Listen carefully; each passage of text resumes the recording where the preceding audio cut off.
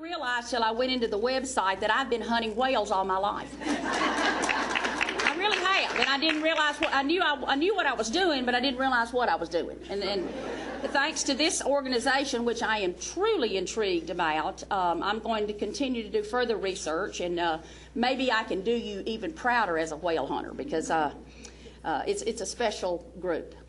I'm not from Indiana. Not even southern Indiana, so bear with my accent. Everybody says, well, you live in Indiana, how can you talk like that? And I said, well, I've lived all over the South and all over the world. But I bring you greetings this morning from the Indiana Fever, our women's professional basketball team here in Indianapolis. We are so excited about the Fever. And if you read the newspapers, even the sections other than the sports, you know that we've brought home a wonderful, outstanding Indianapolis native, Katie Douglas, went to high school at Perry Meridian, and I was just telling Lyn St. James a few minutes ago about what a great competitor. Let me tell you something. She would get a whale by herself with her hands.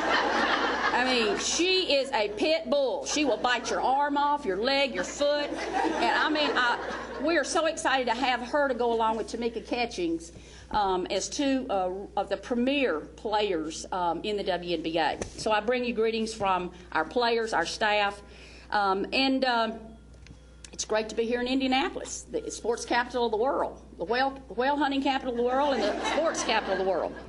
It's also really kind of neat for me to be part of this event. You know, we all share the challenge of competing in a man's world. There's not any doubt. Whether it's the business world or the sports world, it's always traditionally been a man's world.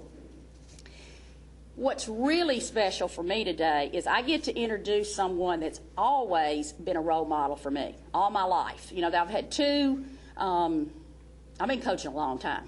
So I either had male role models like Bobby Knight, I know, boo, Purdue, I'm sorry, or John Wooden, but there were two women who always had a huge impact on my life because they broke barriers. They took stands. They fought the fight.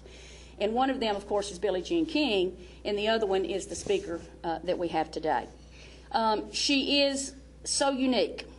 She has not only competed in the sports world, but she's been a winner. It's one thing to compete, it's another thing to win. She's a true success in every way. And as I said, she's a great role model for me.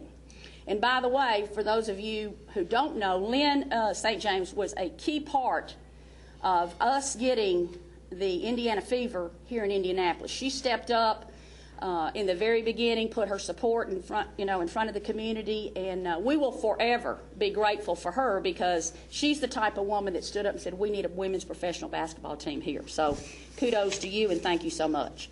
And by the way, after I introduce Lyn, she'll give you a speech, and then there will be time for question and answer. So I don't think she wants you to ask her questions while she's talking. Okay. Okay.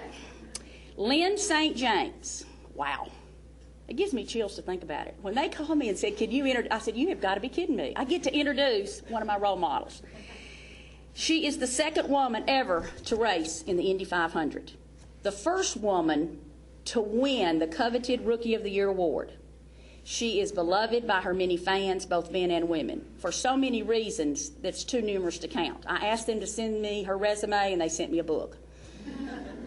We came to know her through her distinguished racing career. Seven Indianapolis starts in 9 years, amid countless successes. But we came to love her through her warm and gracious manner with her fans, her energy, her enthusiasm for her sport, and not only that, but how much she gives back to her community and her sport. And she has great passion for making the road easier for women in sport and in business. This will kind of give you an idea of what she did, and this scares me. Y'all may want to hold on to your seats. She put her racing achievements in context by setting a record of going 225 miles per hour in 1995 as she qualified. 225. If I go 80, I get a little nervous. I mean, it's amazing. This year, if you followed Scott Dixon, he qualified, and he was the pole sitter and won the thing at 226. Oh, my goodness. Lyn has broken many barriers in her career, and what she will talk to you today is about the big deals, gaining sponsorship. It was never enough to be a fantastic driver, although that is required. But to compete in her sport requires also significant financial support, i.e. sponsorship dollars. That's true for us too. We have a lot in common. You know, we not only have to compete on the court, put a fine product on the court, gain positive media attention, but we have to generate attendance and sponsorships. Lyn is also a true pioneer. She is one of the original members of the Women's Sports Foundation, and she actually served as president from 1990 to 1993. She's also given back so much to the community. She founded the charitable foundation Women in the Winner's Circle.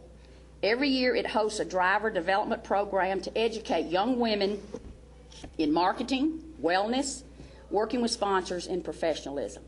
She also hosts the annual Women in the Winner's Circle event in Indianapolis Motor Speedway. It's close to the Brickyard 400, and if you look in your little goodie bag, I believe you have a ticket invitation to this year's event. As the coach of the Indiana Fever, I'm honored to have Lyn St. James on our board of directors. And it's my great pleasure to introduce her to you today. She is a true whale hunter. She is charting waters and leading the way for many women now and in the future. Lyn St. James.